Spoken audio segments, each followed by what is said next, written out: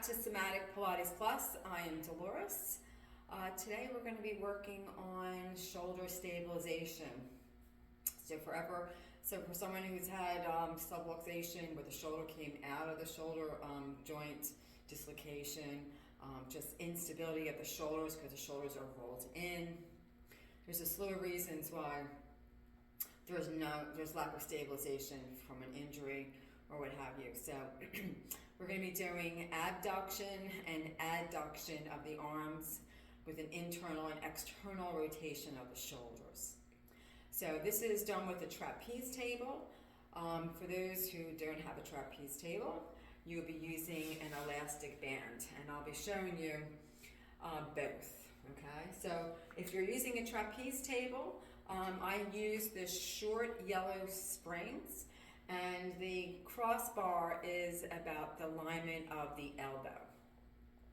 So we're going to get started. So the Pilates principles for this is your abdominal bracing, your shoulder stabilization, the elongation of your spine.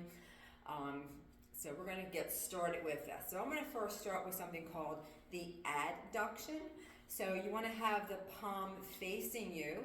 The elbow is bent, the shoulder is rolled back and stable. The pubic bone lifts up, the sternum talks to that pubic bone. So now you got your abdominal brace in the front and the length of your back. You're going to be pressing down onto the outside leg. So I'm going to stand a little bit forward to get some resistance. So you're just going to push that hand towards you. And you don't want the pelvis to change. So if you don't have your hand here, what can happen? You can push and you're going to start to move like this and using other muscles besides what we want to isolate. So put your hand here and that will help you to stabilize the hips, and you're just going to bring that hand across the body and out, leaving the elbow. So you should feel those underarm pimples. You should feel your whole lat working, the back of your shoulder is working, in order to stabilize that arm. Make sure the shoulder doesn't roll in. The shoulder blade has to be flat onto your rib cage. So you can do about 8 to 10 of those. So the next one would be adduction. So I'm just going to switch hands. So you're going to get your palm can either be facing in or it could be facing up. I prefer the one facing up because that's going to help to actually rotate the shoulder back. Same thing, feet are about fist-width distance apart. The palm will be pressing onto that right thigh, and all you're going to do is just abduct. You're kind of elbowing your elbow out to the side, and you see how I almost shifted? So you have to kind of press into your arm to keep yourself stable, because as you pull that arm out to the side, your whole body wants to go with you. So you're trying to isolate the back of the shoulder blade staying on their rib cage. You can keep that thumb up. Just kind of think of that elbow just kind of gliding on a glass table as you pull out. And you'll definitely feel all those back muscles working.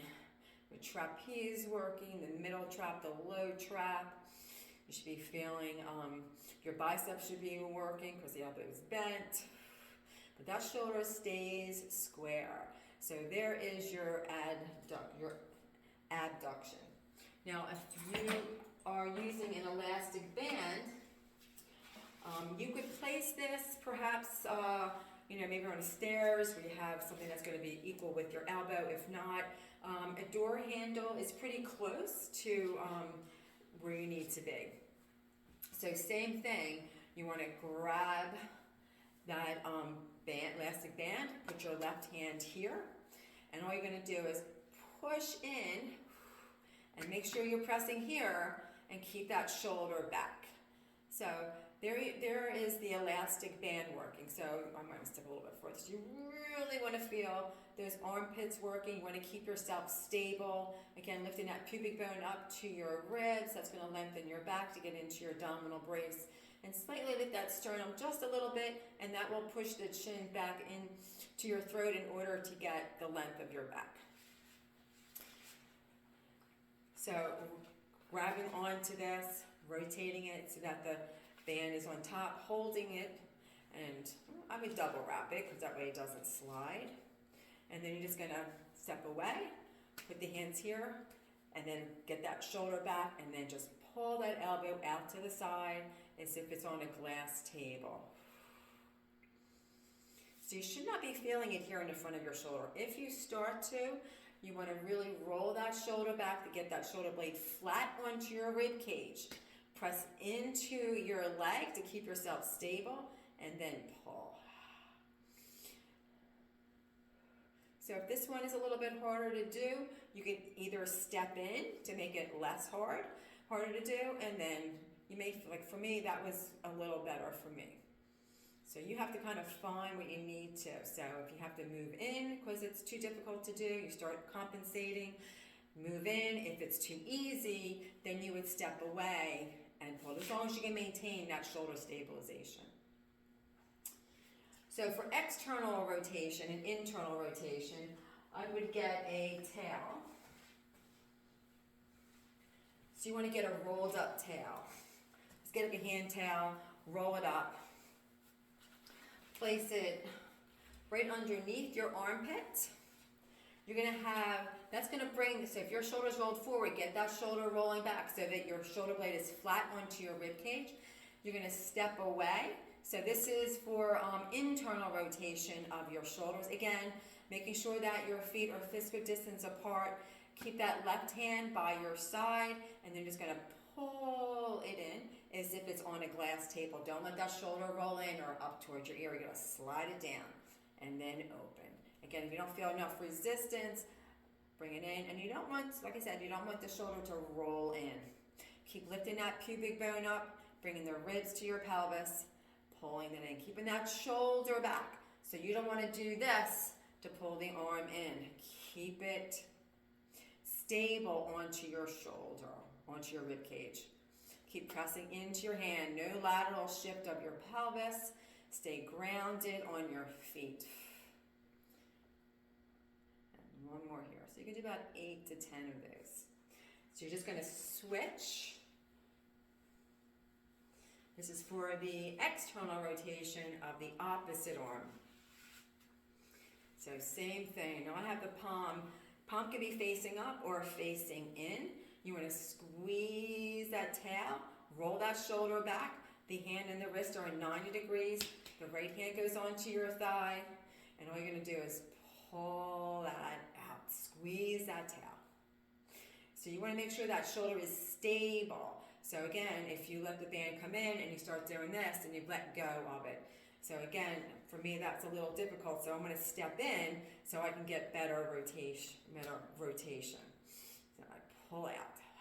I kind of hold that, I kind of feel where my shoulder is, and then I kind of let it in, and just, I would bring it in almost slightly in front of the body, but don't let it come all the way in to lose the slack of the band, and pull it out. Make sure and press into this leg, that's going to help stabilize you.